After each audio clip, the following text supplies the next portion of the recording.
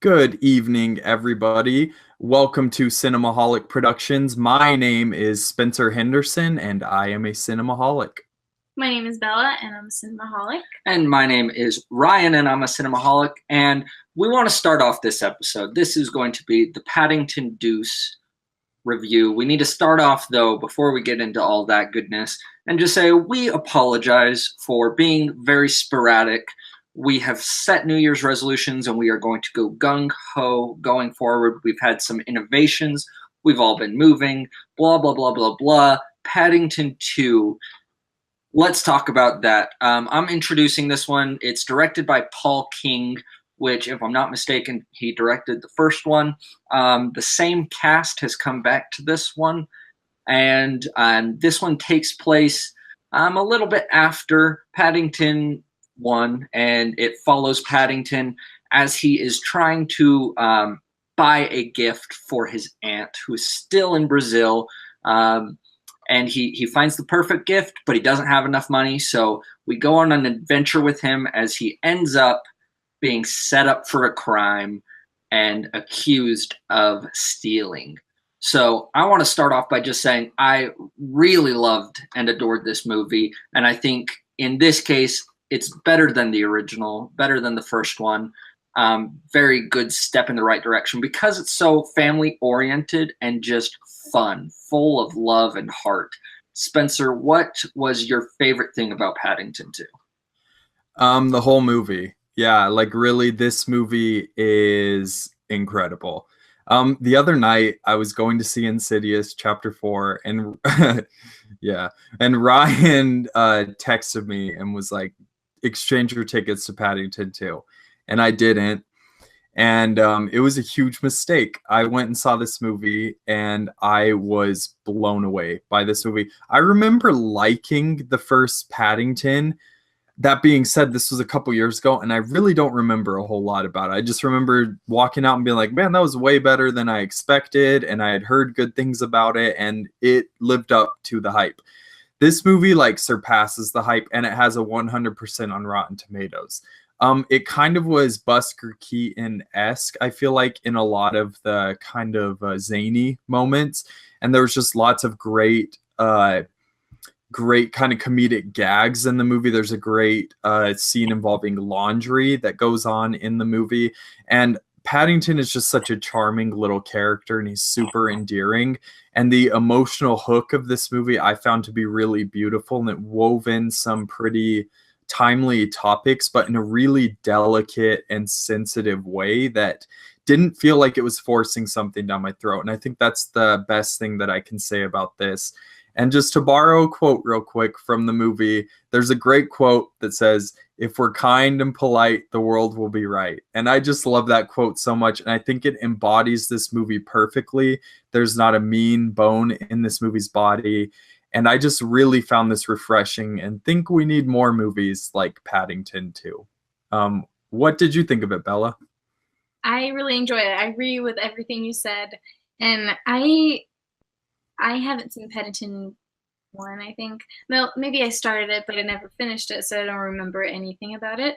So when I saw that the second one was coming, I was like, oh, that's pretty cute, but I've never seen the first one, so I don't know if I'll understand it. But watching it, I feel like I didn't miss anything. And I love Bear, so he was the cutest character ever. And I love everything about it. I love British accents, so having a bear like speaking in a British accent made everything better.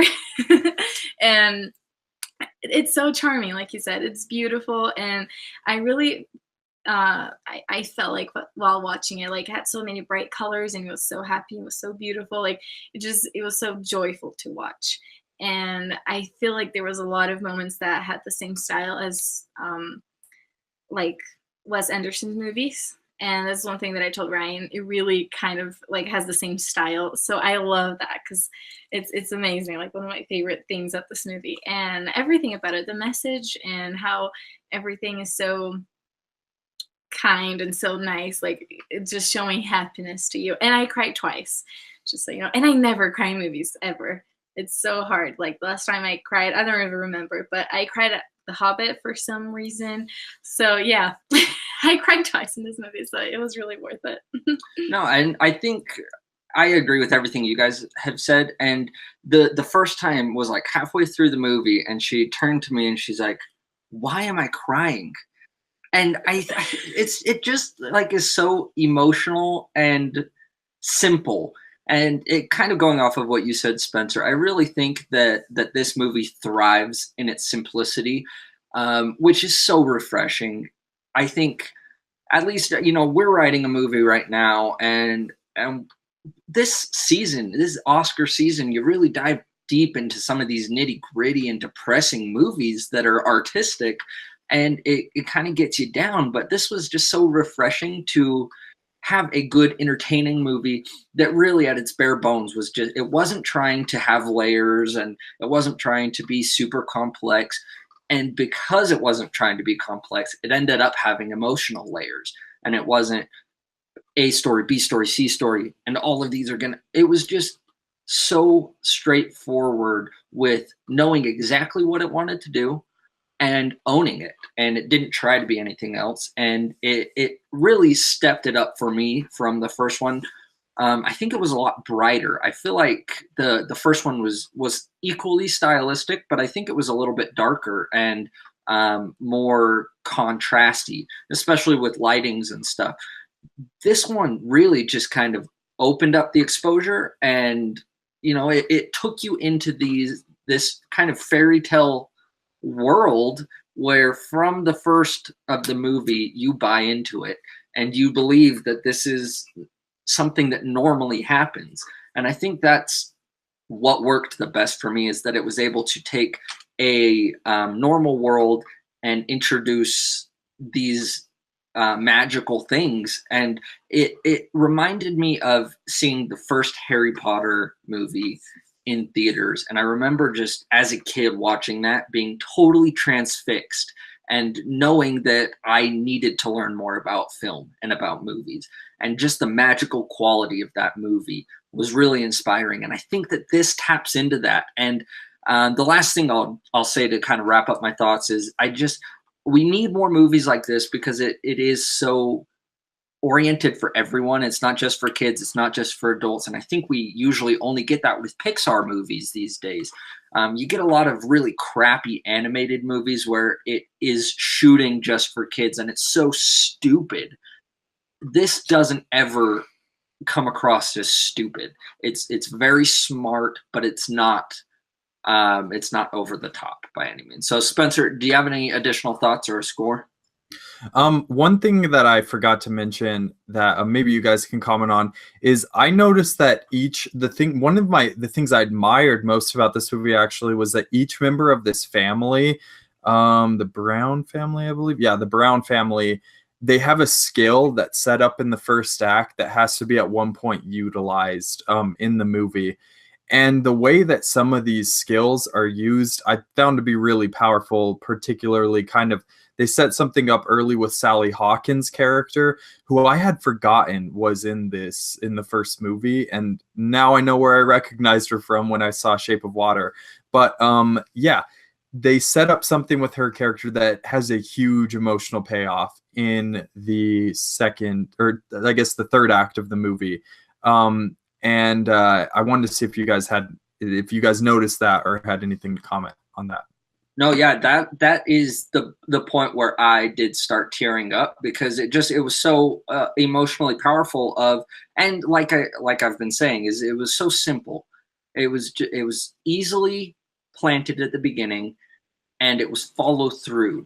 The whole movie, it was, this is going to be my character's motivation, and each individual character was so well developed that you set up a goal for everyone at the beginning, and they had a driving force and a tension that was driving them throughout the movie. So it wasn't, we tend to get a lot of movies where it's, and then this happens, and then this happens, and then this happens, and then this happens. And it doesn't necessarily go in an order where a character is learning and a character is growing. And I think every single action in this movie was inspired by a character choice. And it was very well thought out.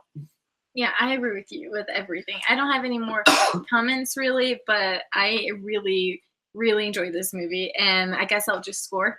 For me, it would be a golden raccoon, actually. Ooh! I know it might be a little bit too much, but I really enjoyed this movie. So I don't think it's too much. That's the first golden raccoon we've given out on the oops. on the new system, I think. Is No, it gonna that's- be in your top 10 of 20? I This is a think so, 2017 yeah. release. I think Wait, it is? I thought. Are you positive? Let me. Yeah, it came out like a month and a half ago in Europe. Okay, so we're counting Europe and not United States release? I have no idea. Maybe we'll have to decide that, but Okay, yeah, we'll save that conversation. Yeah. So Ryan, you go next. ooh, I'm gonna go with 9. Like I really enjoyed this movie. I don't think it quite reached Golden Raccoon status for me, but it is a dang good movie. And if we do count it for next year, that was one, or for last year, that's one thing I was gonna bring up, that it was good enough that I at least considered. I went back and I thought about and I considered, this is one of the better movies, if not top 10 best kind of movie. So 9 out of 10 for me. Yeah. I'm gonna go Golden Raccoon as well. I've been thinking of it all day. I have not been able to think of a single flaw with this movie, just because, like I said, each character had a great setup, a great payoff to what happened. I feel like the script is incredibly well written. Every single character was charming. There's not a mean bone in the movie's body. It's the movie that I feel like I needed. It kind of felt like an antidote for kind of a lot of negativity that's been kind of going on in the world right now. And I just feel like the world needs more Paddington 2s out there. So Golden Raccoon for me as well. Golden Bear. Just kidding. A miniature. What do they call it in Guardians of the Galaxy? Oh, a trash panda. Yeah. Yeah, trash. Alrighty, guys. I think that'll do it for this one. Thank you, Ryan at Ryan_Gordon. You can follow me on Twitter at @Bella_, and on Stardust and Letterboxd at Bella. You guys can follow me on all the same places at Spinny Hind. And guys, remember, if everyone was more kind and polite, the world would be right. Bye.